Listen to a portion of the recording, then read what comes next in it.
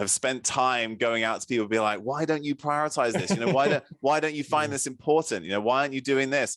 And you realize that that's no way to make somebody change. So they've got to, in whatever way, come to it themselves.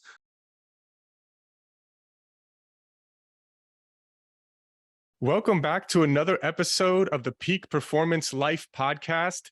Today, we have a very special guest. He has a bachelor's degree in biochemistry from the University of Cambridge, a medical degree from the University of Oxford, and a PhD in physiology and neuroscience from the University of Oslo. His name is Dr. Tommy Wood. He is an expert on avoiding cognitive decline as you age and helping people mentally and physically perform at their peak. So peak performance, perfect guest here today. So really excited to get into it with you, Dr. Ragnar. Yeah, thanks so much for having me. I'm really excited to be here. Great. So let's start a little bit with your background and kind of how you got to where you are today. Sure. So like you mentioned, I did most of my training in the UK. I grew up in the UK, but I'm currently an assistant professor of pediatrics and neuroscience at the University of Washington in Seattle. As I kind of went through my academic training, that, like you said, I started in biochemistry. I got increasingly interested in human sort of health and performance when I was an undergrad.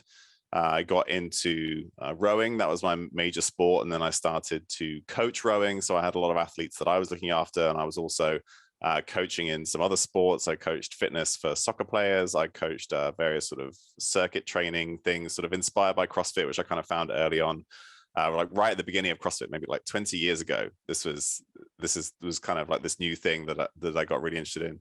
And actually related to that, right at the beginning of CrossFit, obviously Rob Wolf was involved. So then I learned a lot about paleo. That was kind of a big thing for me early on.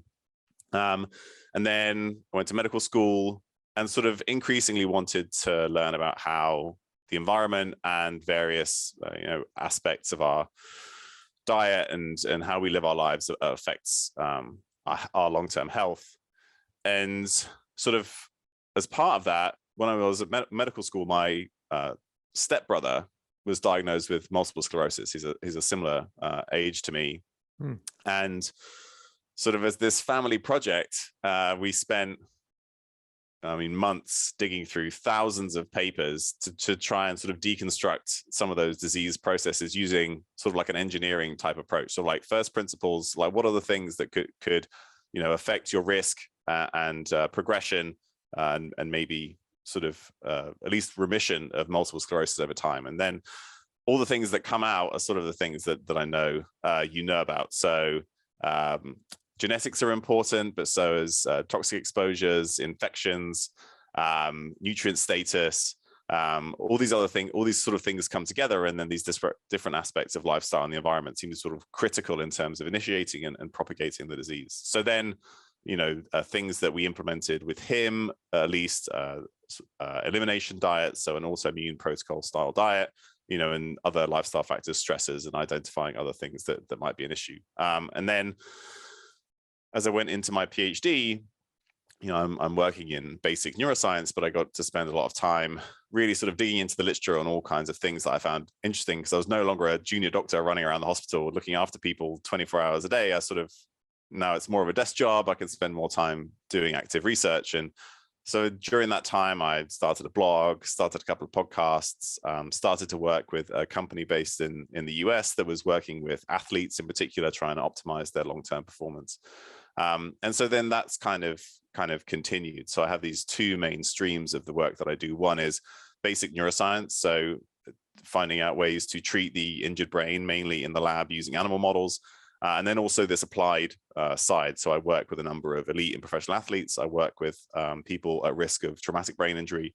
And then increasingly, sort of, we only get one brain, and what happens to it throughout the entire life affects what happens to it towards the end of your life. And then that's where we think about dementia and cognitive decline, and all these things are related, and the same things that are important early in life are also important late in life. So we can kind of draw this trajectory across the lifespan and try and figure out how to keep people's brains functioning as well as possible for as long as possible.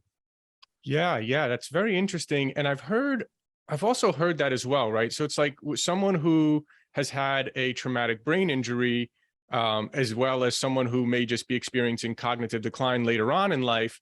Obviously, they could be related, but even if they weren't related, it's sort of the same principles, right? In terms of, rehabilitating the person who may have had a traumatic brain injury versus someone who's, we're trying to avoid cognitive decline. Is it pretty similar principles? I mean, I think so. It's not necessarily what all of neuroscience thinks, but generally because we tend to be quite siloed in academia, right? So you have a person who's just an expert in this one disease process, in the brain, this one neurodegenerative or acute neurological condition, like a stroke versus Alzheimer's disease versus traumatic brain injury. However, I think that if you sort of step back, you can see a number of commonalities across them, both in terms of risk factors, what might be around in the environment, or your general health that may affect how you respond to that injury, and then also how you sort of can help rehabilitate afterwards. So physical activity, incredibly important for all of them. Nutrient status, incredibly important both for risk and then ideally recovery. Sleep is obviously very important. So I think you can kind of see these things come together. What's good for the body is usually good for the brain. And, if we kind of separate out very specific conditions, a lot of this stuff is important for everybody at all times. Yeah. Interesting. So sleep and exercise, yeah, we know about as well. What are some of the other things that you've seen for people who want to make sure that they don't have cognitive decline? I know for me, I see my father, he's had a few strokes, and I could see since he had the strokes, just a huge increase in his cognitive decline in the last couple of years since then. And I know my grandmother also, she started to have dementia as well, years ago before she passed. So it's definitely people who have seen it, like myself, I've now seen it. And for others who have seen it, it's definitely something where, you say to yourself, I want to avoid this at all costs. So what are the things, some things there? So obviously some of the things that happen earlier in life. So you mentioned strokes. If you have a large stroke, you can, permanently injure large parts of the brain, some of which may be involved in different cognitive tasks. So that's part of it. However, those who are at risk of larger strokes may also have something called vascular dementia, where you basically have these sort of much smaller strokes, but then you still sort of stepwise lose different aspects of cognitive function as like little parts of the brain sort of get lost with these smaller strokes. So that can be kind of part of it. Yeah. And that one's probably a little bit more common, right? I mean, I think that's pretty much what happened with my father. Yeah. The latter. And those seem to be quite common. Like kind of, you hear quite a bit of people having strokes, not major ones where they can't move a body part or something unless they've leave it too long. But it seems quite common. Yeah. And things that are important there are very similar things that you might think about in terms of cardiovascular disease risk. So blood pressure is important. If you're at risk, your lipids are important. Exercise, again, very important for a number of reasons. So that's kind of a big part of it. And like you mentioned, that you often see that if somebody has vascular dementia, you have this kind of like stepwise change. So it's not this gradual decline. You'll sort of like see a little drop and then it'll be stable. You'll see another little drop as these things happen. In terms of like a more general age-related cognitive decline. So, we kind of talk about this, that as you get older, your brain just gets worse slowly over time and there's nothing you can do about it. This is the age-related cognitive decline. And there are probably two things that, well, all the things we mentioned already, two additional things. One is that there's some very nice data looking at nutrient status and brain atrophy, or loss of brain tissue cognitive decline. So in sort of adequate omega-3 fatty acids are important, as are B vitamins, so B12, B6, B9, folate. And they've done some nice studies where they've showed that randomized control trials that if you replace those nutrients and there's adequate omega-3 status, you can slow the rate of brain loss and cognitive decline. So nutrient status is critically important.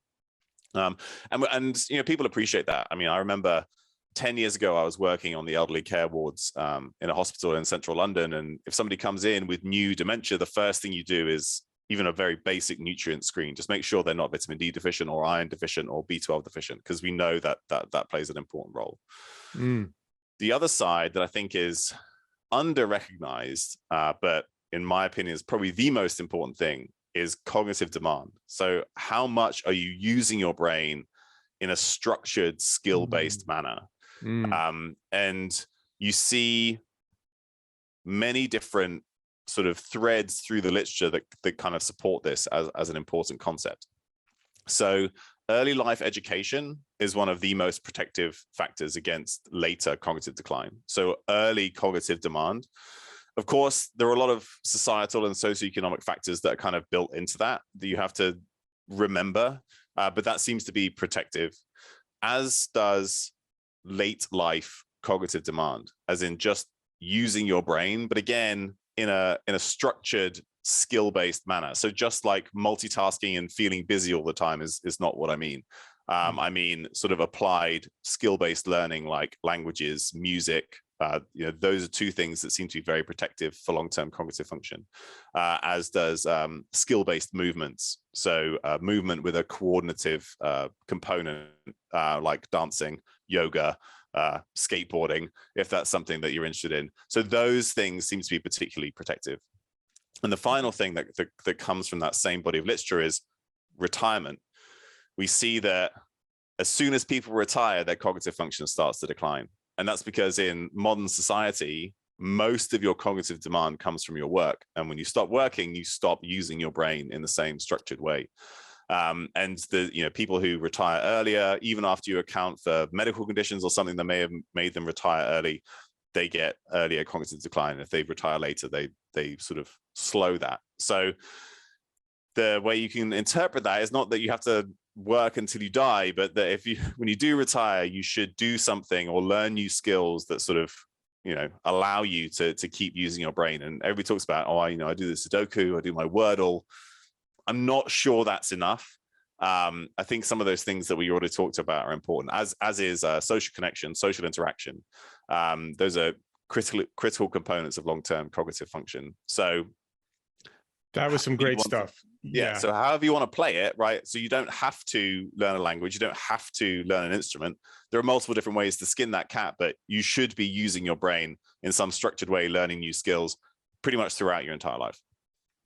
Makes so much sense. Everything you said makes perfect sense to me too. And I've always been telling people recently, I'm never going to retire, right? Like everything I've seen from people that just retire, it's just downhill from there, And so, and again, maybe I'm not going to be working, as many hours per week or whatever, but at least I want to at least be, managing my investments or doing something, right? It's kind of like you look at Warren Buffett and Charlie Munger, who, don't really eat very healthy or do much, in terms of active, healthy lifestyle, but you can tell they're engaged, right? They have, like you said, social connection. There's people who are learning from them, relying on them. They're reading and still working in their businesses into their late 90s now, Buffett is. And you can just tell it's kept him sharp at the age of 90. I think he's coming up on 97 now or something like that, versus other people who, have cognitive decline, in their 70s and 80s, because they're just stopping using their brain. So I think that's very important. So just to recap, first, you're checking for any vitamin deficiencies, which is why, getting blood work done regularly, especially as you're older, is really important. Make sure you don't have any deficiencies. I like the high omega-3 intake as well. There's a lot of studies around that. I'm a big believer in that. And then doing something active. It's really good. Dancing, maybe playing chess, right? Things of that nature, I assume. Yeah. So there's a nice meta-analysis that came out recently by a professor called Yintai Yu, who sort of looked at all the different lifestyle factors that can affect risk of cognitive decline. So, a bunch of other stuff that we haven't talked about, like type 2 diabetes is a risk factor, smoking is a risk factor, alcohol intake is a risk factor. So that all those things are important as well. But the reason why I mention this is because one thing that you mentioned in the paper is chess. So as you know, because there's obviously skill, strategy, lots of different things that are sort of involved in being a good chess player. Yeah, makes a lot of sense. Yeah, interesting. So what what other recommendations, what in terms of food, food and nutrition from that perspective, anything there around cognitive decline? So like my personal approach to diet is, you know, pretty much basically a diet that is nutrient dense and minimizes I guess processed and or calorie dense, nutrient deficient foods. So, you know, what we might now call ultra processed foods, and we don't call them processed foods anymore, because then people say stuff like, well, I cooked my steak and technically that's processing, therefore, you know, processed food isn't bad for you, like weird things like that. So ultra processed foods, and that's, you know, refined carbohydrates, refined fats, pretty much devoid of nutrients, because, well, there's two main reasons. One being that you need those. We talked about how critical those nutrients are to the brain in particular. So you need those to be in your food, unless you have to supplement with them, or you would have to supplement with them. And then the other side of it is that those foods tend to drive overconsumption, which then also drive, you know, negative changes in body composition associated with type 2 diabetes and other things that then can negatively impact the brain. So that's, you know, beyond that, I think it's very much people can pick and choose what they prefer. You can do it well with a plant-based bent. You can do it well with a ketogenic bent. You can do it well with a mixed diet. As long as, you know, these are foods that promote satiety, make you feel good, have a good nutrient content. You know, I think any of those patterns can support a healthy brain as long as you do it well. And do you yourself follow essentially like a paleo style diet? Kind of paleo light, maybe. You know, I'm not too concerned about occasional grain consumption. I'm certainly not too concerned about carbohydrate consumption. I work out a lot. I feel like those carbohydrates benefit me. But I do try and eat a nutrient dense diet. So nutrient dense, both plant and animal foods. I cook all my food at home. It's, you know, if you sort of look up the plate, it's some kind of animal protein and lots of vegetables, and then, you know, maybe a little bit of something on the side. That's kind of how I tend to eat. In terms of the carbohydrates that you do eat, what type of carbohydrates are you typically eating? So right now, most of my carbs probably come from fruit. Sort of eating fruit in the summer. But, you know, if, you know, on occasion there's a piece of cake in front of me, I'm gonna eat it and I'm not gonna worry about it, because the act of worrying about it is probably worse than having one slice of cake occasionally. But the majority of my carbohydrates probably come from fruit, and, you know, and occasionally maybe a bit of rice or some potatoes or something, but those don't make up like the bulk of my calorie intake. Got it. And then in terms of exercise, you mentioned exercise and sleep as being two big things. Any specifics around there that you would say, type of exercise? Or so well, I mean, it's all important, and I think everybody, you know, should try and move in multiple different ways if they can. Some degree of cardiovascular or aerobic fitness is beneficial, both for changing, you know, sort of your peripheral fitness, say, which then reduces your risk of strokes and other things like we talked about, cardiovascular disease. But I think the majority of people can get what they need in that respect from walking. Brisk walking is probably enough. You don't need to go out and run for hours and hours a day. I think for the majority of people, they should just walk more. And if you do it briskly, and people might say, well, what's brisk? Technically, in the literature, a brisk walk is 100 steps per minute or more. So you can measure it if you want to. So some brisk walking, that's probably good for most people from an aerobic standpoint. Of course, you know, if you want to get to the sharpest, pointiest edge of performance, you're going to need to do more than that. But this is sort of like general recommendations. And then resistance training, I think is important as well, but in terms of like your physiological capacity, in terms of just having some headroom. And what I mean by that is if you get to a point where sitting down and standing up, so like a body weight squat or a body weight box squat, something like similar, if that is as much as you can do, if that's difficult, then you have no headroom. So if you are at risk of falling, which happens when you get older, right, you basically got no capacity to use your additional strength in order to save yourself from falling over or something, or getting up off the floor if you do fall over.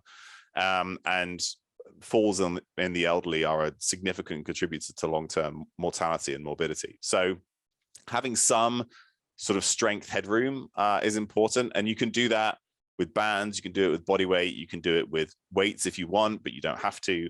And something, once or twice a week, again, is probably enough. So you don't have to do a huge amount, but a small amount can have a significant benefit. And we know that strength is a great predictor of longevity, just like VO2 max or cardiovascular fitness is. That sort of both may be equally important predictors of long-term health. And there are studies in again older individuals, to say in their 70s on average, who do resistance training protocol. I think it was twice a week, 6 exercises, 3 sets of 8. You could go to your local Planet Fitness and just go around the exercise machines for 45 minutes twice a week, and that would be similar to what they did. And that was associated with significant improvements in cognitive function, and they sort of saw that both by testing cognitive function, but also looking at brain scans. So resistance training, very simple weight machine type stuff can be beneficial for cognitive function as well. So again, it doesn't take a lot, but if people do, walk every day, go tour the exercise machines in your local gym twice a week, that's probably enough. Yeah, that's good. It's good. Nice to simplify it like that. I mean, personally for myself, if I don't go to the gym for a couple of days or a few days, I can just feel the difference. I mean, there's often times where I say I can go to the gym for 90 minutes, and that might just consist of, if I'm trying to ease myself into it, I might just walk for 20 minutes, do some mobility or stretching, and then hit the weights. I'm listening to my podcasts and audiobooks, so I'm not really in a rush. But people would think, man, you're going to the gym for 90 minutes in the middle of your day. I'm like, those days that I go to the gym for 90 minutes, I feel like I get more done and feel better than if I was just sitting in front of the computer all day, Yeah, absolutely. I go to the gym 6 days a week, 90 minutes to 2 hours probably. And it's where I do my best thinking, actually. Right. You can sort of like, you disconnect from your work. I got some music on, and so like good ideas come up and all this other stuff. It sort of allows you to sort of, it's not just the physical part of doing the work. And a lot of people could say, well, you could probably get a similar benefit in a much shorter period of time, and that's true. I'm sure I could hack my way around it to get all that work done in 20 minutes. But there's that process of kind of creating this space and time to not be doing work and this other stuff that, at least for me, I find very very beneficial. And equally, I'm lucky to be able to find the time to do that. Right, exactly. Yeah, it's amazing to me though. A lot of people, when I look at health, it's like, for me at least, it makes logical sense. It's like health is the number one priority for so many people, even wealthy people that I know. It's like making money is still the top priority, and then they're complaining about their health and the health issues they have. And it's like, if you prioritize if you make a lot of money, but you pass away or have cognitive decline at age 65 when you could have lived till 95 with good cognitive health, it's like, what's the point? And so I say, look, if you're prioritizing your health, you're prioritizing going to the gym or doing whatever exercise over working. If that's truly your priority, then you'll prioritize it over just making money. And obviously, listen, people got to pay the bills, and I'm not telling anyone, anything around that perspective, but especially if you are, kind of middle class or better, there's really no excuse to not be, prioritizing health and working out. And like you and I both agree, you just feel better mentally and physically, So. Yeah. And that's obviously, we're able to create a scenario where we can do that but you've got to let people come to you, right? I think all of us who work in the health sphere in one way or another have spent time going out to people, be like, why don't you prioritize this? Why don't you find this important? Why aren't you doing this? And you realize that that's no way to make somebody change. So they've got to, in whatever way, come to it themselves. And you make a good point there as well, that not everybody has the opportunity or time or finances or resources to do that. And in my perfect world, we would be supporting them as a society to be able to do that, have the time and the finances and resources so that everybody can, prioritize their health if they want to. Exactly. Yeah. Give, we give in Dr. Mark Hyman's book, which I loved, called Food Fix. I think he said something like, I know I'm probably getting this wrong, but it was something to the effect of, 10% of Coca-Cola's US revenues come from food stamps. Yeah. Right. If we were to change that around and instead allow them to use food stamps to buy maybe organic produce, or, give them a gym membership or something like that. There could be a lot of things there that we could certainly improve on. I think soda is the number one thing that food stamps are spent on in the US. But there are some people who are working to do things like that. So a good friend of mine, Dr. Mark Cucuzella, he is a physician in Virginia, and he's sort of big in the low carb arena. And he, with some others, made it so that their local farmers market, if you spent your food stamps at the farmers market, they were worth double the amount of money. So, nice. Because again, it can be cheaper to spend your food stamp, like it's cheaper calories to get it from soda, right, than maybe from organic carrots. But if you can find ways to sort of bump up what those things are worth and then spend them on real food. So I think people are working on it, but that's like a ground up thing. That's not a top down. I think we need both. Yeah. Good stuff there. With regards to sleep, we know how important it is. Any tips or things that you've seen with regards to getting better sleep that's been helpful for people? Yeah. So I'm glad that sleep has become sexy recently. The last couple of years, it's no longer, well, at least not for everybody. It's no longer this like sleep when you're dead kind of paradigm that we touted for a long period of time, which obviously is self-fulfilling, right? You don't sleep, you're going to die sooner. So you will eventually get that sleep. But one thing there's two maybe parts of this. One is that, if people are struggling to sleep but want to sleep better, then there's a whole bunch of tips that I think can be helpful. Mainly giving yourself sleep opportunity. So giving yourself the opportunity to get enough sleep. And when I've worked with sort of elite level athletes and they've sent me their Aura Ring data and said, look, I don't have enough REM sleep or enough deep sleep. And then you look at the time they spent asleep and it's like, well, you spent 5 hours in bed. So what do you expect? Like, I can't fix your deep sleep until you spend enough time in bed to get enough deep sleep or REM sleep. So that's the main part. That's what I focus on first. So you probably know when you're going to have to get up for your job, and on average, you want to sleep for at least 6 hours. That 6 hours is like the minimum. I don't think there's a perfect amount of sleep on average. So like 7 to 9 is kind of the range. But if you look at the literature on mortality risk, risk of cognitive decline, basically the risk starts to increase if you're sleeping less than 6 hours regularly. So like 6 hours is the bare minimum. But if you're going to sleep 6 hours, you probably need to spend 7 hours in bed at least. Right. So if you're going to wake up at 6 a.m. and you want to spend 7 hours in bed, then you have to be in bed by 11 p.m. Right. So I try and work back from when I know I'm going to have to wake up. And then there are other things that people find helpful. So not eating a large meal right before bed, unless, there's the caveat is if you're a high volume athlete and you just need those calories, because if you're in a deficit, you'll sleep worse. But for most people, having a large meal right before bed can disturb their sleep. It affects body temperature, all these other things that are important for sleep. So then maybe you're gonna have to be in bed by 11, so you probably shouldn't eat much after like 8 or 9 p.m. Right? So you can kind of figure this stuff out and work backwards. A lot of other stuff is important in terms of like finding some process to like calm down, like some sleep routine. Could be reading, dimming the lights, having a hot shower. That can sort of help accelerate body temperature decreases that are important for sleep.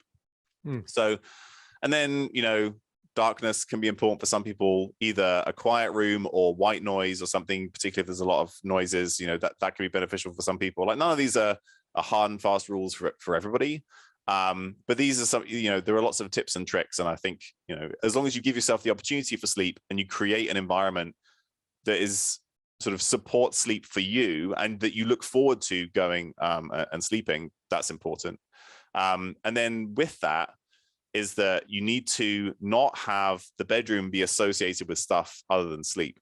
And this is a big part. So if people have insomnia, a big part of cognitive behavioral therapy for insomnia, which is very effective, is making sure that the bed is just for sleeping. So removing technology, not doing work in bed, then you start to associate bed with work, and then that's a stressor, that's not relaxing. That's what you want your bed to be. And other things like, if you are lying awake in bed, you should get out of bed until you feel sleepy enough to go back to bed. And the reason for that is because you don't want to associate your bed with being the place where you lay not sleeping.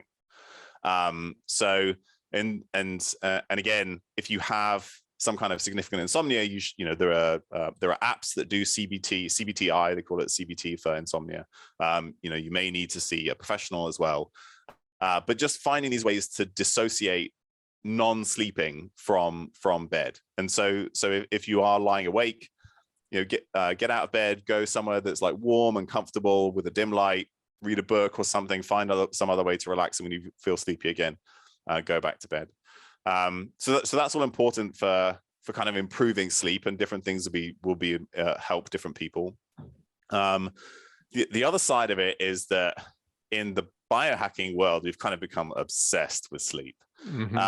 And I've seen that be detrimental for a number of people, because you become so hyper-focused on optimizing your deep and REM sleep that actually it creates this sort of negative connotation with sleep. Sleep is no longer this thing to be enjoyed and this recovery to benefit from. It's this thing to like optimize within an inch of its life. And there's some nice data in the psychology literature that says that when you start to quantify something, you no longer, and you objectify something like we're doing with sleep trackers, you can no longer find joy in it. So, and there's other data that says things like, if you have people sleep different amounts of time, so you either have them sleep a normal amount of time, like 8 hours, or sleep restrict them 5 hours, but you tell them that they slept a different amount of time. So you manipulate clock time and say, you make them only sleep for 5 hours, but you make them think they slept for 8 hours. There's no negative effect of that sleep deprivation. But if you sleep for 8 hours, but you're told that you slept for 5 hours, that affects your cognitive function, because you're like, oh, I didn't sleep well, that must negatively affect me. And then the cognitive processes do that. So when you wake up and you look at your sleep tracker and it says, hey, you slept badly last night, you're like, yeah, I did sleep badly. God, I'm going to just be dragging today. Like, my brain's not going to work. So I think there is a downside sometimes to trying to optimize some of these processes and really focusing on them. But again, different populations are going to need different parts of those bits of information. Yeah, it's so right on. It's actually the reason why I stopped using the Aura sleep tracking ring.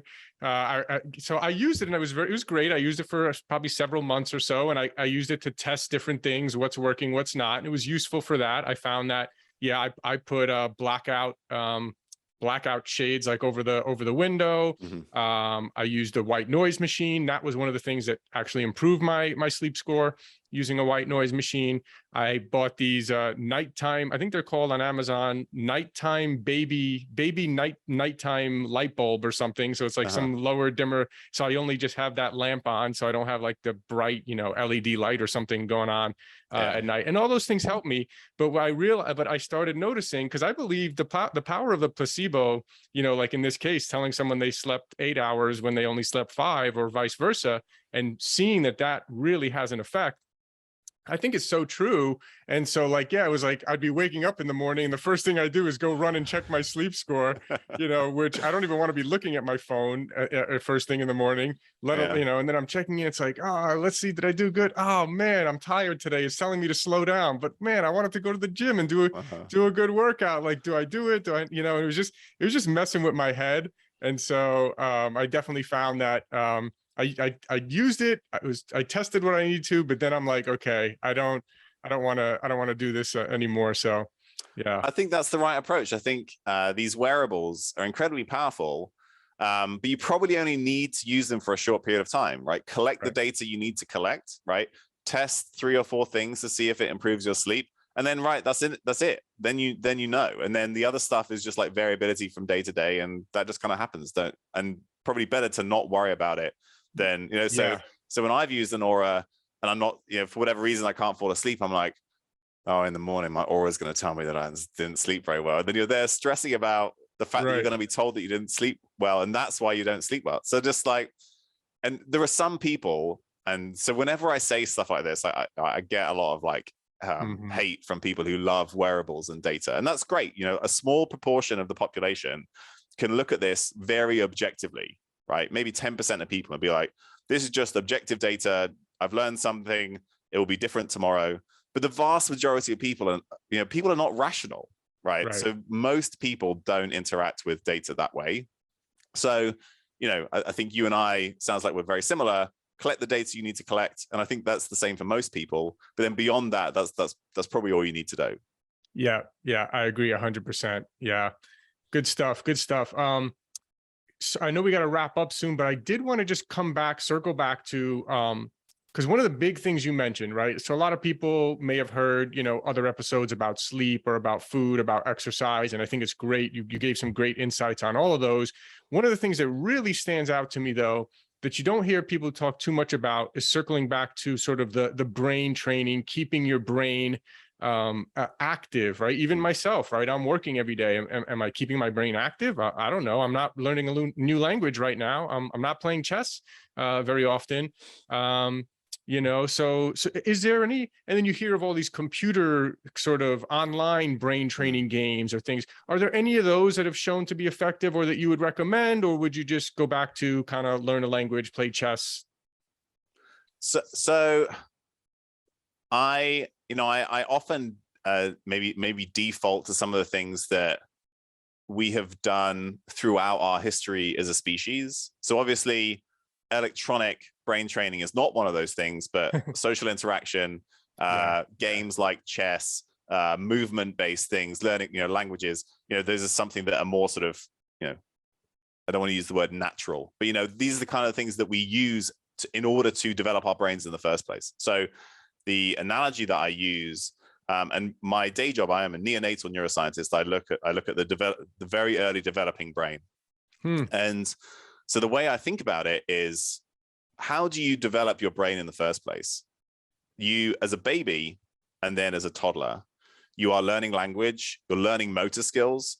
Do you have any idea how difficult it is to learn how to control this meat sack in 3D space? It's incredibly hard, right? And it takes a lot of trying stuff and failing and falling. And eventually you develop those skills. And it's the same with social skills. It's the same with language. So early on in life, when you're developing your brain, you put this huge demand on it. And then you spend a lot of time sleeping while your brain recovers. You undergo all those plastic processes, you consolidate memory, right? And then as we go through life, we start to just do the same things again and again, right? So early on, learning how to drive is difficult, but eventually it just becomes automatic. So then it's no longer a challenge. It's no longer cognitive demand. You just do it. And so it's similar, like at work, we just do the same things again and again and again. And we feel busy, but that's not the same. So I liken it to those, the things that you should do to try and, maintain cognitive function throughout the life. Think back to what it's like to learn these things right at the beginning of your life, as a baby. Are you doing things where you could probably only do it for 20 or 30 minutes and it's hard and you fail, right? And you're right at the edge of your skill and you're getting better. Like, that's the kind of thing that I think you should focus on. And it can be anything, right? It could be knitting, or it could be CrossFit, or it could be learning a language or social interaction. Like these things that sort of, they're hard and you're going to fail, and adults don't like to be bad at stuff. That's why we don't do it, right? So you have to find something where you don't mind being bad at it so that you can slowly get better. And then you have to give yourself the time to kind of rest and relax and recover and sleep. You know, these demands are not things that you can just do all day, every day. Then it's not the right kind of demand. With that said, Brain HQ in particular is probably the online brain training that has the best evidence to support it. Like you can go on there and they have hundreds of publications. They've been used in multiple different clinical trials. And it, you know, most importantly, right, you can get better at a brain training game, right? But what you want is for your brain to function better while you're doing the things out in the real world, right? So they've shown that some of the improvements in cognitive function from Brain HQ translate over to better executive function and other things, you know, in real world scenarios. So I think, you know, if you can, it's great to learn a language or learn to play chess or do yoga, right? But if it is easiest and better for you to do it online, then I think Brain HQ is the one that I've seen the best evidence to support. And it has sort of like real world translatability as well. Great. Yeah, that's a solid recommendation. I hadn't heard that one before. I'll have to check that out. Well, great. This has been fantastic. Dr. Tommy Wood, thank you so much. You go by Dr. Tommy Wood. I know you use your middle name on your website. How can people learn more from you and follow you? So my middle name is Ragnar. So my website is Dr. Ragnar, but I think it loads up my Instagram stuff. But other than that, the website hasn't been updated for a few years. So Instagram is probably the easiest place to find me. I'm at Dr. Tommy Wood on Instagram. I do try and answer all the DMs that I get. So if you have a short question or something that I can answer, please do reach out and I'll try to make sure that I get back to you. And then, you know, I'll sort of post papers that I publish or pictures of my dogs. That's what most people seem to be interested in. You know, a whole bunch of random stuff you can find there. Great. And you have some podcasts and things like that as well? Yeah. So whenever I do a podcast, I usually try and post it to Instagram as well, at least in my stories, if not in the main feed. So yeah, there's, you know, I maybe have a podcast every week or two. So if people are interested to hear more, then you'll see stuff pop up there. Great. Highly recommend you follow him at Dr. Tommy Wood on Instagram. Thank you so much for joining us here today. You have an immense wealth of knowledge. You've obviously learned and got some incredible degrees yourself, and you're in it on the day-to-day. So these have been really great insights. And thank you so much for sharing your wisdom here. Great. Thank you so much for having me. Thank you. Thanks for listening. And just a reminder, if you haven't yet tried any of our Peak Performance products, you get 20% off your first order. We have one of the largest selection of USDA certified organic superfood powders, as well as very high quality supplements. And you get 20% off your first order at buypeakperformance.com. That's www.buypeakperformance.com.